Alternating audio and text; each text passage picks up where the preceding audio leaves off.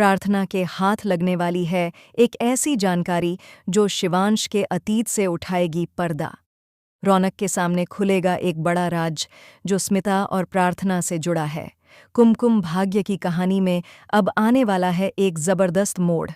प्रार्थना अब धीरे धीरे उस सच के करीब पहुंच रही है जिसे अब तक कोई नहीं जानता था। आखिर शिवांश ने प्रार्थना से शादी क्यों की और उसे स्मिता से इतनी नफरत क्यों है जब स्मिता उसकी माँ है।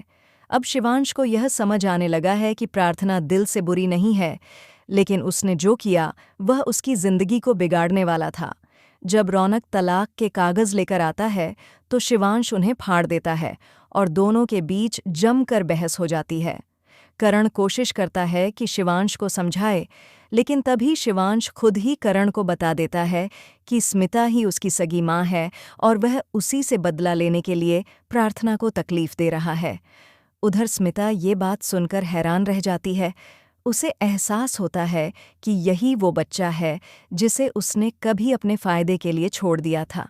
बचपन में माँ के प्यार से वंचित होने की वजह से ही शिवांश के दिल में उसकी माँ के लिए इतनी नाराज़गी है। लेकिन सवाल उठता है कि इसमें प्रार्थना का क्या दोष है। जल्द ही प्रार्थना को भी यह सच्चाई मालूम पड़ जाती है कि स्मिता और शिवांश का रिश्ता माँ बेटे का है। लेकिन यह वही माँ है जिसने एक बेहतर जिंदगी और पैसे के लालच में अपने मासूम बेटे को अकेला छोड़ दिया था। जैसे ही प्रार्थना एक रिपोर्ट में यह सब देखती है, उसके होश उड़ जाते हैं। वह रौनक को ये बताने का फैसला करती है कि शिवांश ही उसका सगा भाई है, इसलिए उसे गलत मत समझो। अब कहानी में नया ट्विस्ट आता है। शिवांश प्रार्थना से नाराज हो जाता है क्योंकि उसे लगता है कि वो एक ऐसा सच जान गई जिसे जानना उसके लिए खतरे से खाली नहीं है। इधर स्मिता भी एक नई चाल चलती है। वह खाने में मिलाए गए जहर को खुद तो खाने से रुक जाती है, लेकिन पूरी साजिश का इल्जाम लगा देती है प्रीता या प्रिया पर।